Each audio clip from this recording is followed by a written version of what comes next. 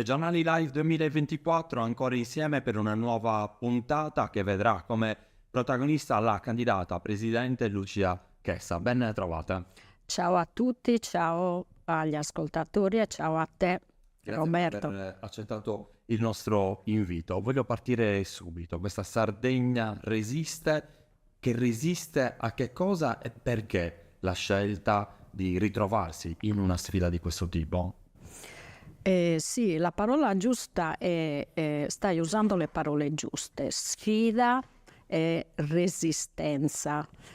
Sono parole che qualificano per iniziare molto bene il nostro progetto. Aggiungo che è una sfida difficilissima che parte anche in condizioni di svantaggio rispetto agli altri soggetti in campo, perché in Sardegna vige una legge elettorale fortemente, pesantemente antidemocratica che discrimina in maniera pesante coloro che non accettano di entrare a far parte delle grandi coalizioni, o meglio, per capirci, coloro che non accettano di assumere il ruolo di portatori d'acqua e invece intendono affermare le loro caratteristiche, la loro identità politica, ideale, di valori e fare quella proposta agli elettori che hanno diritto, tra l'altro, perché ha il diritto nostro di presentarci con le nostre caratteristiche senza confonderci all'interno di coalizioni che non riteniamo diciamo portatrici dei valori che a noi interessano e che a noi ci qualificano. Ecco, al nostro diritto di presentarci con quelle specificità corrisponde il diritto degli elettori di avere quel tipo di offerta.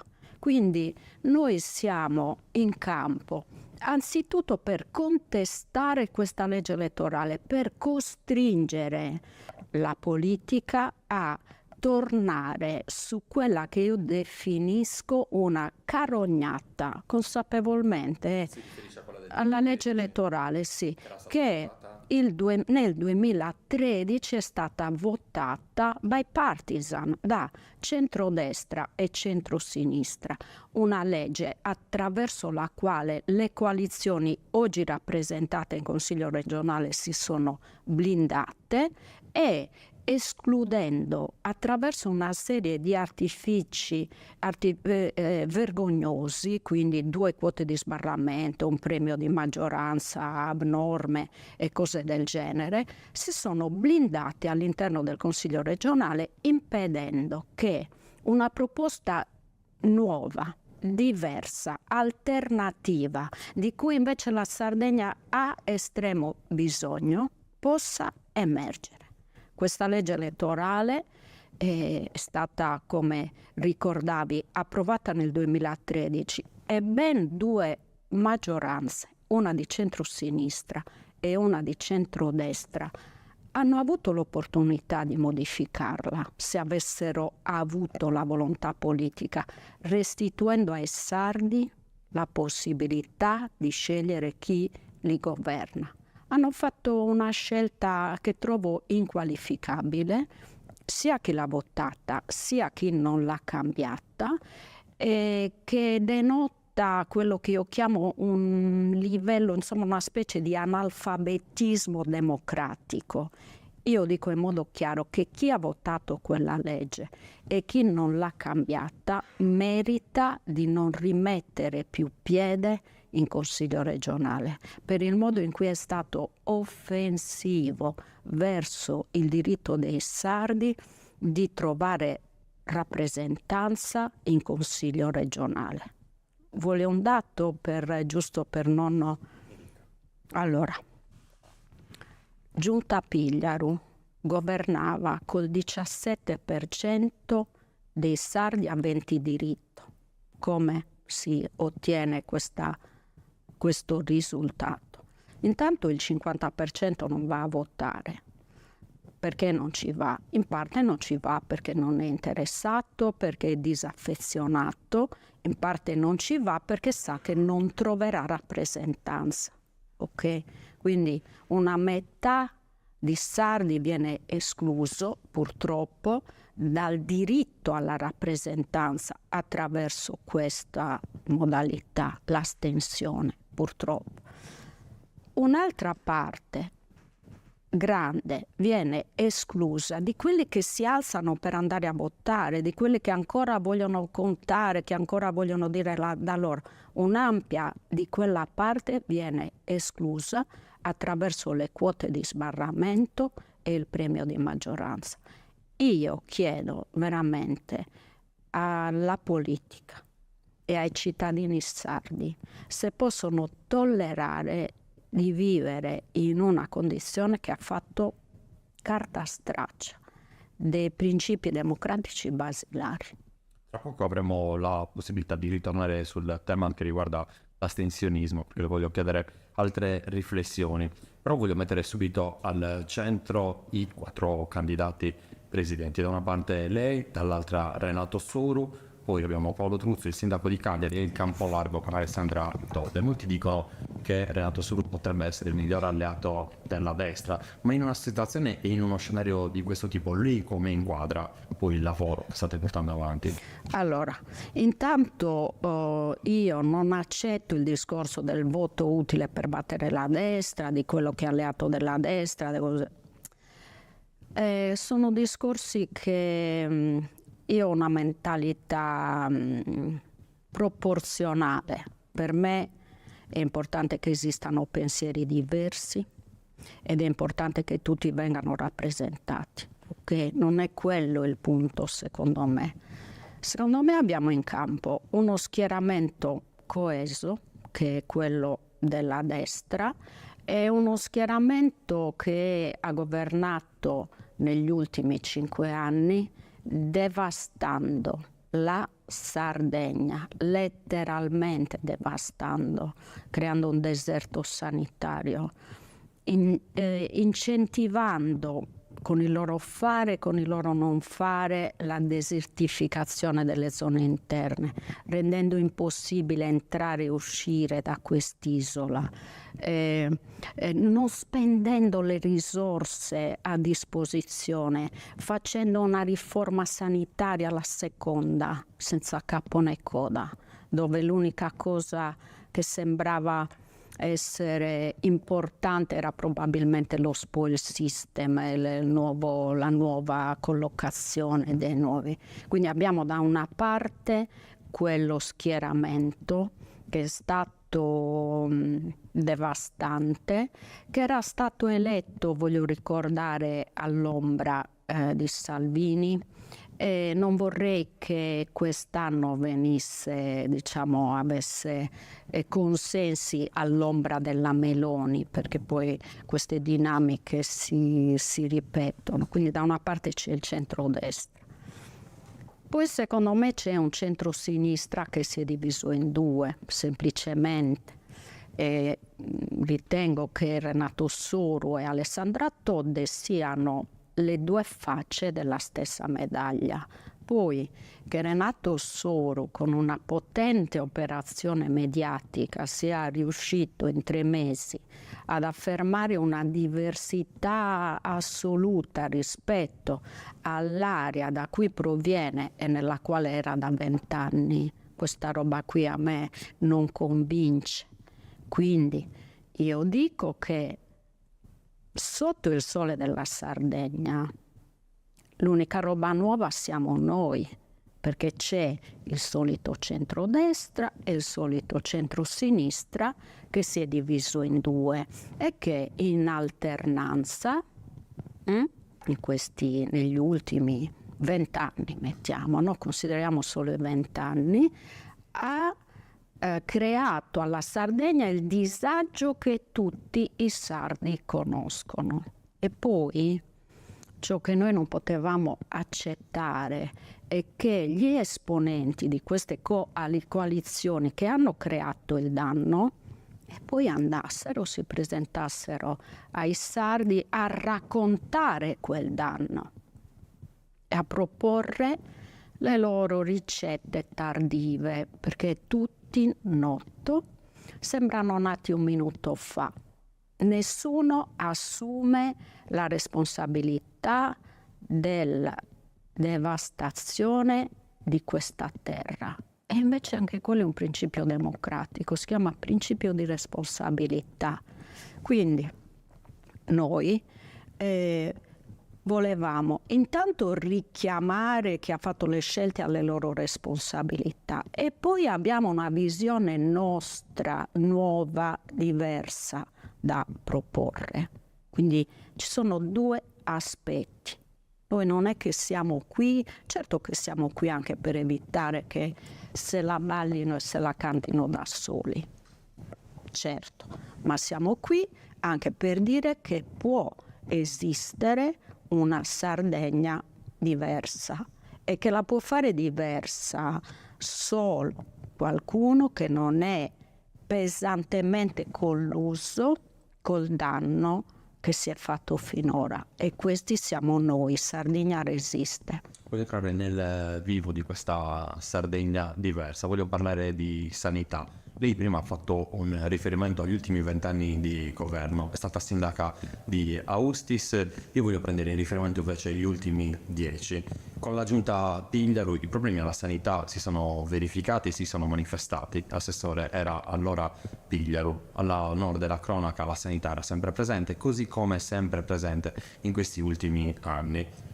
Ci vorrebbe in questo caso un'inversione di rotta, perché la sanità non può essere un sogno che i cittadini sardi devono vedere essere spesso irrealizzabile, ma come si può cambiare e come si può rimodulare la sanità, in questo caso a misura di cittadino, ma non solo a misura di cittadino, anche a misura degli operatori sanitari, perché da una parte c'è una scontentezza, una ricerca ai servizi sanitari e dall'altra invece c'è un'esigenza di chi lavora.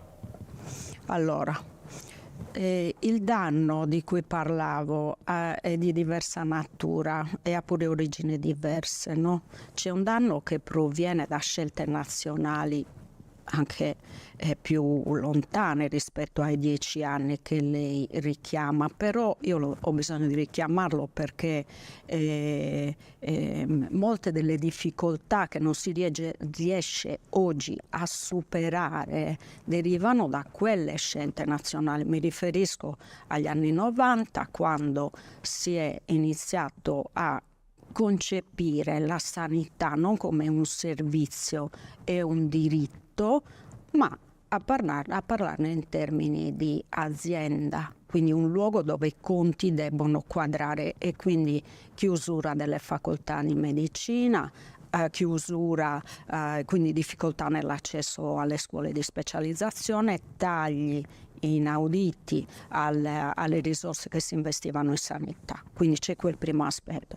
Sul piano regionale abbiamo avuto due riforme, tutte e due sbagliate, no? La prima tesa a far quadrare i conti, l'altra, gliel'ho detto, stento anche a capirne il senso.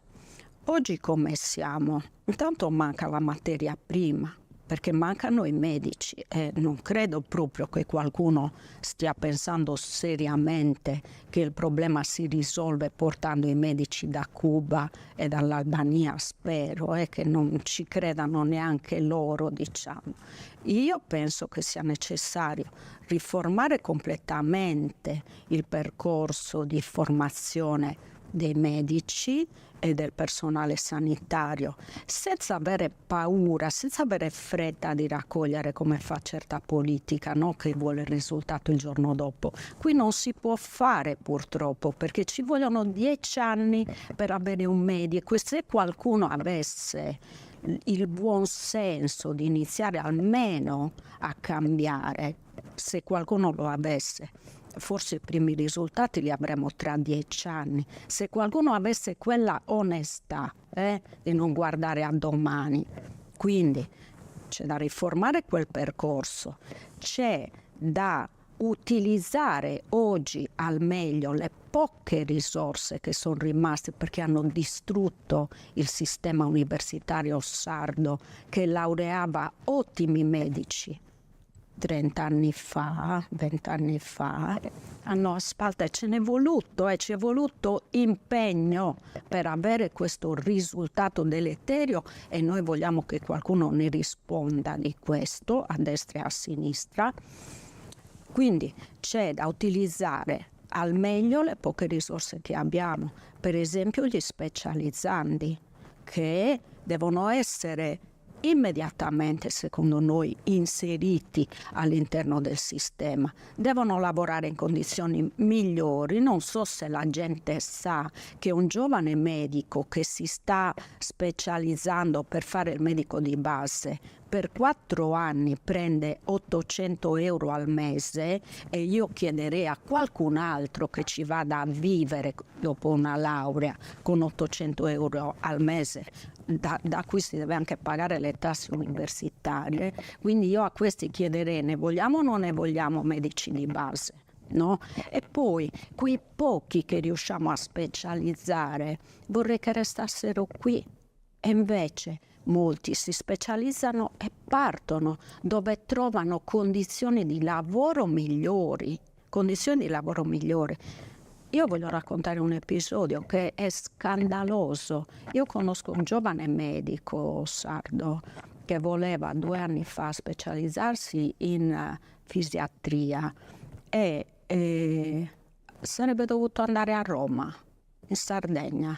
Non era possibile, essendo per nostra fortuna, perché ne esistono ancora, no, giovani medici radicati in questa terra, ha scritto alla Sapienza, dove avrebbe dovuto continuare il suo percorso di studi, dicendo: io vengo se ho la garanzia tra 6 mesi di tornare in Sardegna. Gli hanno risposto: noi saremo pronti, ma dall'ATS non si scomodano a venire a firmare i protocolli d'intesa con noi. Quindi la sanità è al collasso per questioni complesse, grandi, annose, e anche per inefficienze spicciole di chi non ha capacità organizzative, non ha volontà di risolvere i problemi delle persone e sta pensando ad altro. L'ho detto prima, quindi servirebbe una riforma. Io ho detto che servirebbe una riforma del percorso di formazione. Una riforma servirebbe, adesso lo so, e tutti i miei colleghi candidati dicono l'ultima cosa è il leitmotiv, l'ultima cosa di cui c'è bisogno è facciamo parole vuote. Il problema è questo, che tutte le riforme, le ultime riforme, sono state fatte partendo dall'alto. Qui ci metto un direttore, qui ci metto un capo di dipartimento, qui un capo di distretto, eccetera, perché era quello che interessava. Nessuno che è partito dai bisogni delle persone. Allora, che bisogno c'è? Intanto una popolazione che invecchia, e quindi ci sarà da organizzare una medicina territoriale, un'assistenza domiciliare che non esistono, sono uscite dalla sfera di attenzione di chi le doveva organizzare prioritariamente proprio per quel bisogno. Quindi medicina territoriale, l'importanza di curare le persone a fine vita in casa loro, perché non è civile sradicare la gente a fine vita e portarla su queste cose. Dico sempre, si misura la civiltà di un popolo, quindi certo che andrei a vedere quali sono i bisogni, fare il registro dei tumori, quello sì lo farei, perché ci mancano quei dati e c'è una estensione delle patologie tumorali in Sardegna che colpiscono persone sempre più giovani, nell'ordine dei 30-40 anni, e non c'è una prevenzione adeguata, non c'è un monitoraggio adeguato, e mi chiederei anche perché. Le chiedo io una cosa, ci sono delle manifestazioni che vengono portate avanti in difesa della salute. Da poco proprio assorgono, quindi nei territori della Barbagia e del Mandrorisai, alcuni cittadini hanno voluto alzare la voce perché manca il pediatra. Secondo lei situazioni del genere si possono verificare ancora, ma soprattutto queste manifestazioni, che non so a quali edizioni poi sono arrivate, servono a qualcosa o serve una presa territoriale di coscienza che parta da confini diversi? No, guardi, queste manifestazioni servono e come. Il problema è che in Sardegna c'è bisogno di allora, quando non funziona la politica, quando la politica non fa il suo lavoro, ed è il caso della Sardegna, allora assumono per forza ruolo i comitati. Questo avviene per quelli a difesa della salute che meritoriamente cercano e hanno cercato nel tempo di porre il problema, perché la questione della cioè trovare un medico, trovare un pediatra, trovare un pronto soccorso fa la differenza tra la vita e la morte, no? Allora, quando la politica non fa il suo lavoro, è chiaro che gioco forza, i cittadini si devono organizzare. L'hanno fatto a difesa della sanità, sono stati sempre presi in giro, sempre ricevuti, sempre accolti, sempre qui, sempre lì, ma non presi in giro molto, perché certi ospedali sono aperti ma sono scatole vuote. Di essere presi in giro non si sta. Per forza, non c'è alternativa. E i comitati, l'alternativa ci sarebbe il voto veramente, a dire il vero.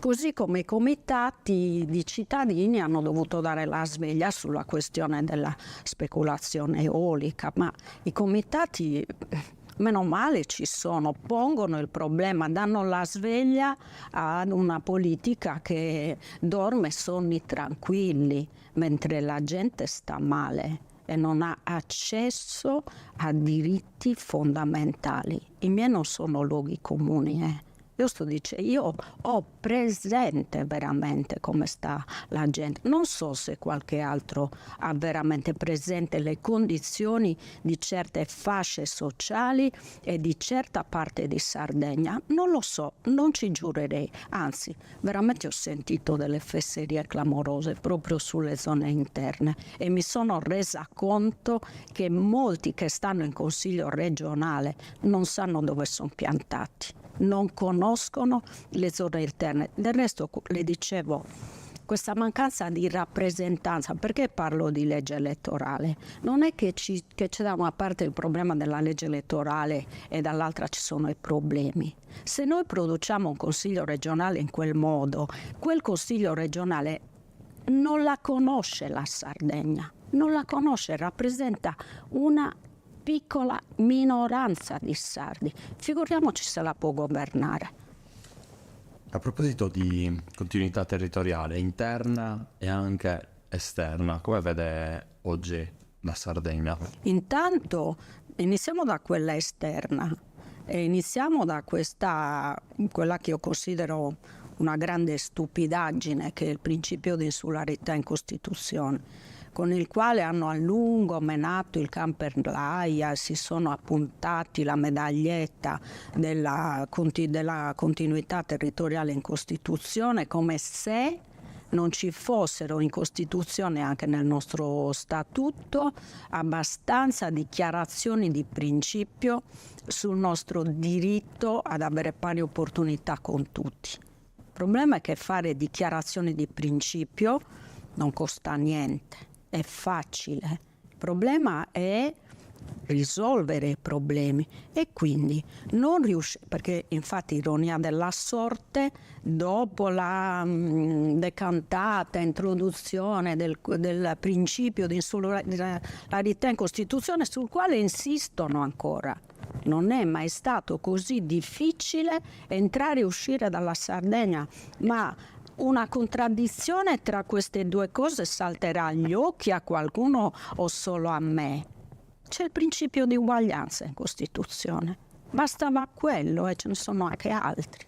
No, il principio di insularità in Costituzione.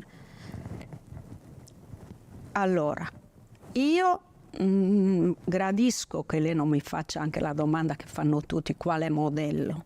Perché il problema non è quale modello, il problema è... Vorrebbero altre, prima di... cioè, il problema è che riconoscere che la mobilità è un diritto, che i sardi devono poter entrare e uscire dalla Sardegna e che la parte pubblica deve garantirlo questo diritto. Se poi lo fa dando i soldi alle compagnie o restituendo i soldi a chi viaggia, per me è del tutto irrilevante. Quello che mi interessa è che non si è riusciti a fare questo. C'è stato un periodo aureo. Quale si inserisce?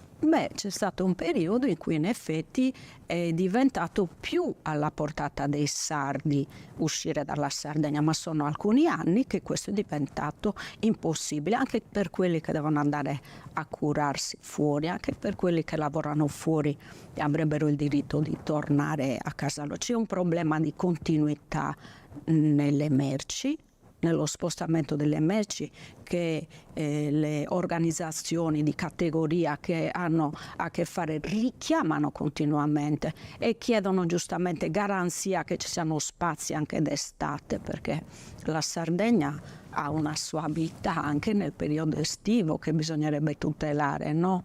E questi problemi non sono stati risolti. Io penso che il controllo dell'esercizio di quel diritto debba essere in mano pubblica. Poi lo so che l'Europa, che c'è la non concorrenza, tutto bene, però tutto questo non può essere lesivo del diritto di una persona alla mobilità. Come si fa? Si va e si contratta sulla base di quel principio, cioè l'esercizio del diritto viene prima del diritto di fare profitti da parte delle compagnie aeree e delle compagnie di navigazione. Modalità interne invece per quanto riguarda i trasporti? Allora, lei lo sa che io ho vissuto a lungo e sono stata sindaco di un piccolo comune. Non so se tutti sanno, se è esperienza di tutti, che in Sardegna ci sono le strade provinciali a 30 km/h. Quindi non stiamo parlando delle zone 30 delle città dove bisogna rallentare. No, stiamo parlando di una mobilità da terzo mondo, per cui uno che si deve spostare nelle zone interne perché va a lavorare, per mille cose, si trova a percorrere chilometri di strade con limite di velocità a 30 km all'ora.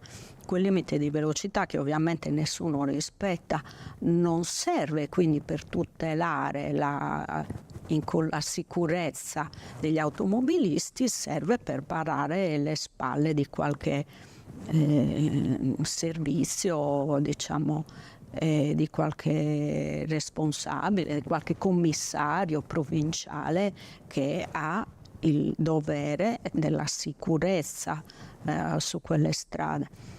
Ad esempio la condizione delle strade provinciali, che magari per chi si sposta da Viale Bonaria a Viale Poeto non è un problema, però per molti sardi è un problema serio. Io lo pongo anche in relazione con la situazione delle province, perché i sardi si saranno accorti che le province non sono state abolite, sono state abolite solo le elezioni provinciali e le province sono da 10 anni qua, più o meno,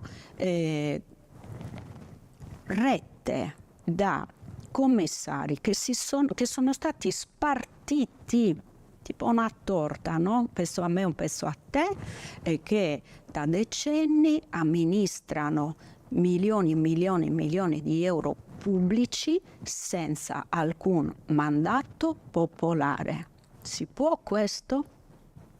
Chiedo ai sardi, si può?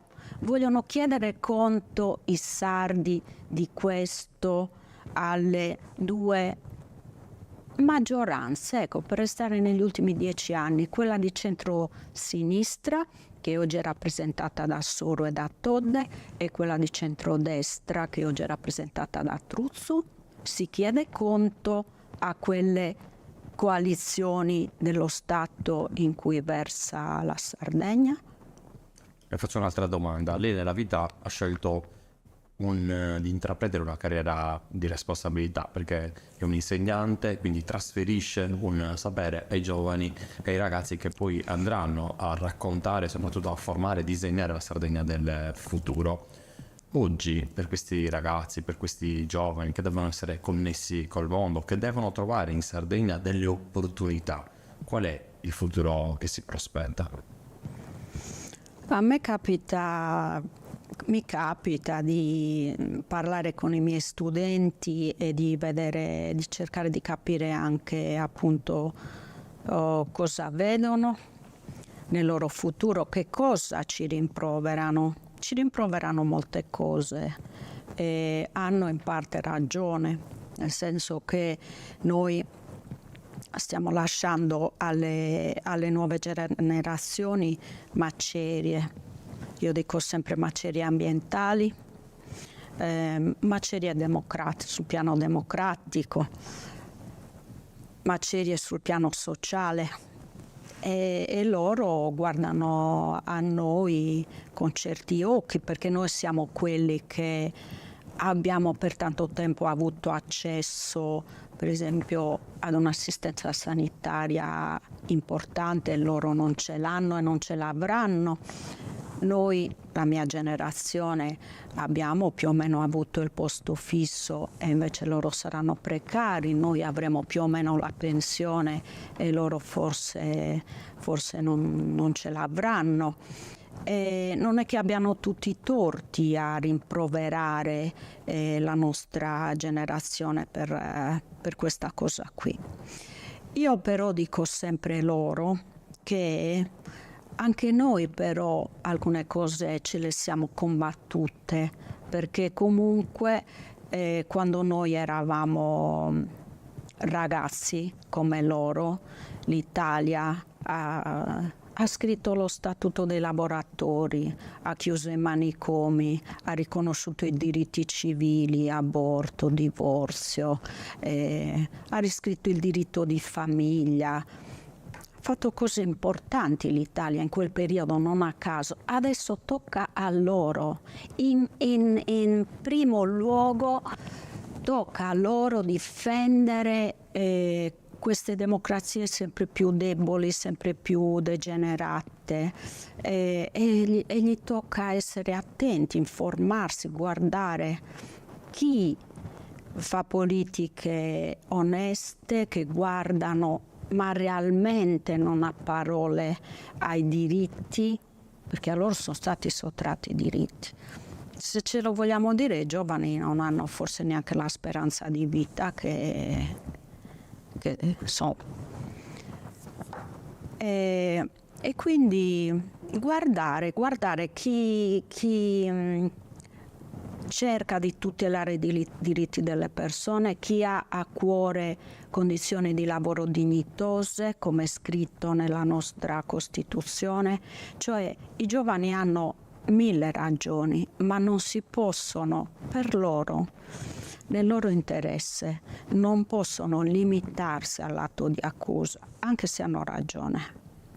Devono fare la parte loro. A proposito di questo, abbiamo parlato prima dell'astensionismo, che è sicuramente un grave problema. Il diritto al voto è stato ricercato, è stato sudato, ci sono persone che hanno anche combattuto tutta la loro vita per ritrovare un sistema democratico. Oggi a queste persone che hanno deciso per sfiducia nella politica, per quei sogni che sono stati disegnati e che magari non hanno mai trovato un'attuazione, che cosa vorrebbe dire? Allora, intanto penso che l'antipolitica, la posso usare questa parola, dico sia la peggiore, più raffinata fregatura che la politica stessa ha giocato ai cittadini. E quindi capisco le ragioni dell'astensionismo, non le condivido affatto, capisco la storia della politica che si è screditata in mille modi, effettivamente si è screditata in mille modi, incurante, tuttora, non sto parlando del passato, sto parlando di oggi, incurante degli interessi che doveva difendere, delle risposte che doveva dare, a volte anche con un atteggiamento di arroganza, di privilegio, del tipo io sono io e tu non sei nessuno, ma l'ha fatto anche questa giunta e non sto andando molto lontano. E quel mondo direi deve essere recuperato, ma sbaglio se dico così. Quel mondo deve recuperarsi, riprendere i suoi spazi, e io sono felicissima ogni volta che molte persone mi dicono non sarei andata a votare, meno male che ci siete voi. Voglio riprendere, se mi dà la possibilità, un post che lei ha pubblicato su Facebook nella sua pagina di qualche giorno fa, e scrive questo: soprattutto in certi territori della Sardegna lo spuntino elettorale è un classico. Molti inviti state ricevendo, cose buone vi stanno preparando. Ricordate che anche qui vale lo stesso principio: andate, mangiate, bevete e non li votate, e buon appetito da parte mia. Confermo. Cosa sta succedendo? Ma non è una novità. Quello che sta succedendo non è una novità e non è l'unica cosa, cioè che spesso il voto sia inquinato da dinamiche che non hanno niente a che fare con l'adesione ad un progetto, ad un sistema di valori, a un modello di governo, questo è sicuro. Esistono cose anche peggiori, degli spuntini, io a volte sono ironica, esiste il voto di scambio, esistono molto le clientele, esiste il voto chiesto in cambio di lavoro, in cambio di una corsia preferenziale per curarsi. Si riferisce alla campagna elettorale che è in corso? Ma direi sì, direi che sono dinamiche, diciamo, che tutti conoscono, certo. Inquinano le dinamiche democratiche, queste cose qui. Poi certo io infatti su queste cose faccio ironia e invito sempre tutti gli accosati al tradimento, così come ho voluto ironizzare sì sugli spuntini elettorali che sono frequenti, ma lo sono sempre stati. Noterà anche lo stile è un po' canzonatorio, sono un insegnante di italiano, quindi se uso di scrivere molto vi stanno invitando, è una scelta ovviamente stilistica che confermo, che mi piace, mi diverte anche. E me ne chiaro soprattutto per chi la conosce molto. Sì. E niente, anche lì nell'ironia è un invito a non insomma fare scelte di voto sulla base di valutazioni che siano differenti dallo spuntino, dalla promessa e da cose di questo genere. È un invito al voto libero, ed è un invito a mettere sempre in relazione ciò che ti succede con le scelte di voto che sono state fatte, perché i problemi non cadono dal cielo. Le voglio fare un'altra domanda che sicuramente meriterebbe uno spazio più ampio. Il processo che potrebbe in qualche modo portare all'indipendentismo è attuabile nella sua visione e soprattutto in una visione che la Sardegna riflette ed esporta nel 2024?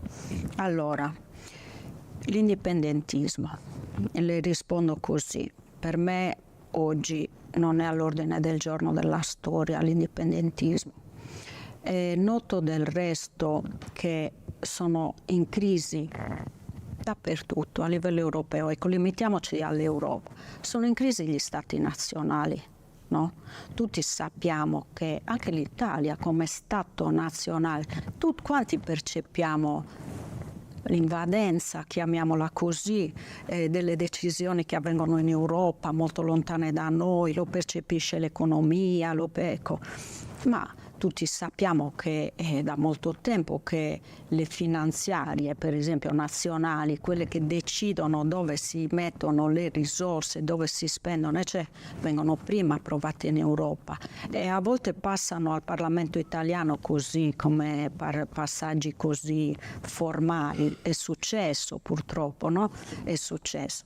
Quindi penso che non sia adeguato porre oggi il problema e la questione di uno Stato nazionale sardo, ma non che non ci sia viceversa, ecco, ritengo che molto c'è il problema di definire e ripensare, proprio per quello che dicevo prima sull'Europa, i rapporti tra i centri e le periferie.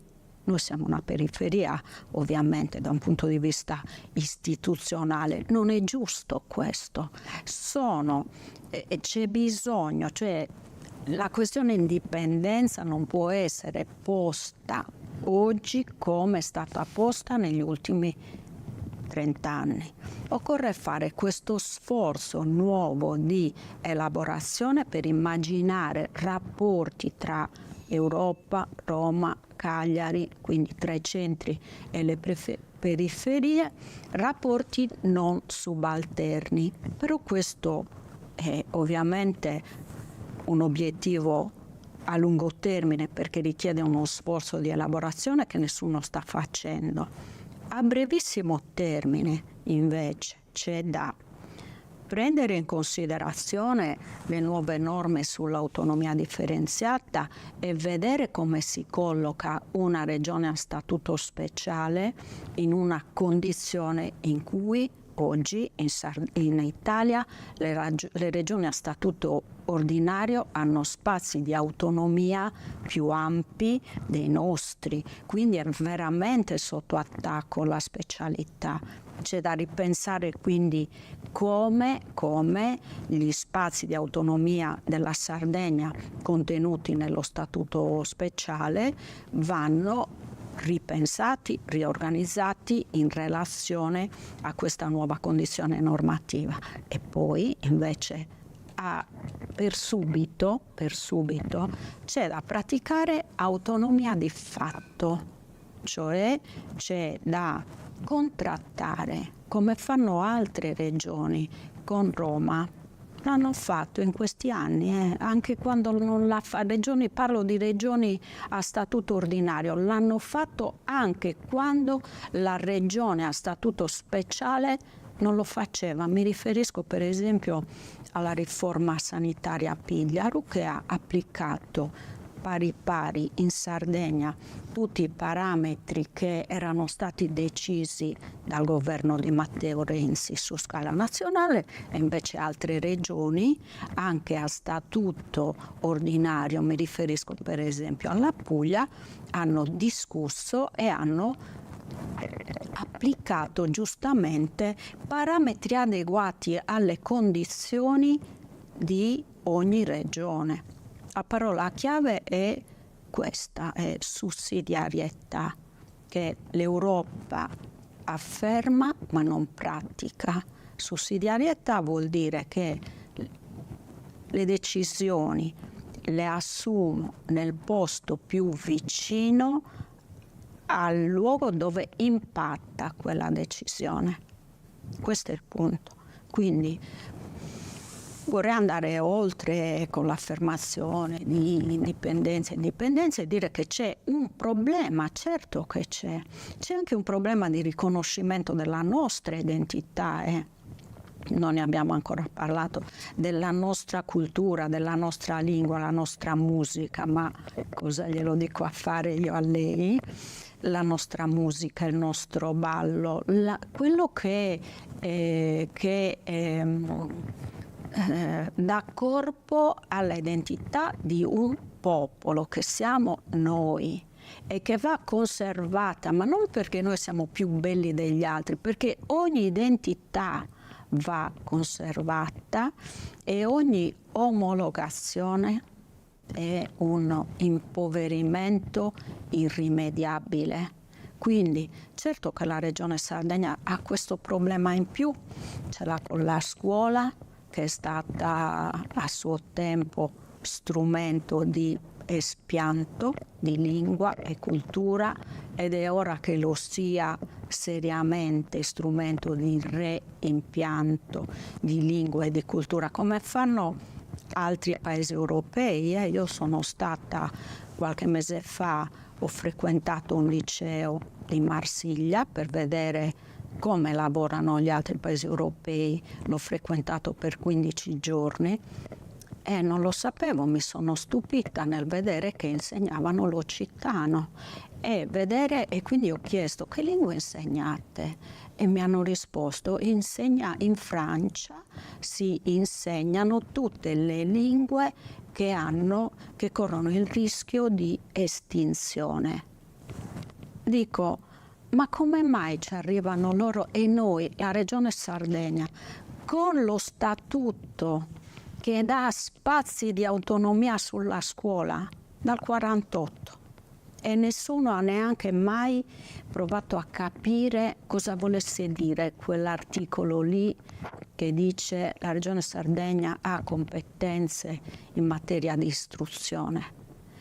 E dire che lo statuto è fatto male, è scritto male, che lo diceva Emilio Lussu, non è sufficiente a nascondere le responsabilità di una classe politica che non ci ha creduto mai veramente nella importanza di conservare, di valorizzare, e così ancora adesso. C'è molto da cambiare.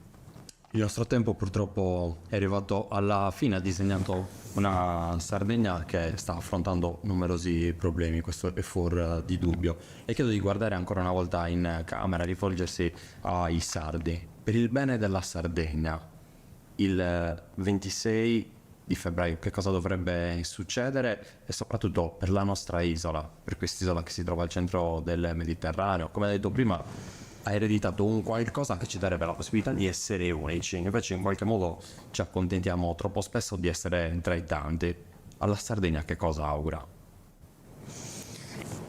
Ma io auguro alla Sardegna un grande cambiamento, perché c'è veramente bisogno di una nuova classe politica, una nuova classe dirigente. Non mi riferisco neanche soltanto alla classe politica. Cioè una nuova classe dirigente che abbia visione, che abbia coraggio, che abbia onestà, che abbia volontà. C'è tanto bisogno di nuovo. Io penso che noi, con la nostra proposta così idealista e coraggiosa e onesta, possiamo essere un segnale importante. Se l'immagina cosa succede se inaspettatamente questa lista, che parte in condizioni di svantaggio per 1000 ragioni, scompiglia le carte il 26 di febbraio. Che bello che sarebbe. Io la ringrazio per aver accettato il nostro invito. Grazie a voi. Alla prossima puntata di Regionali Live 2024. Grazie ancora a Lucia Chessa, Sardegna che resiste.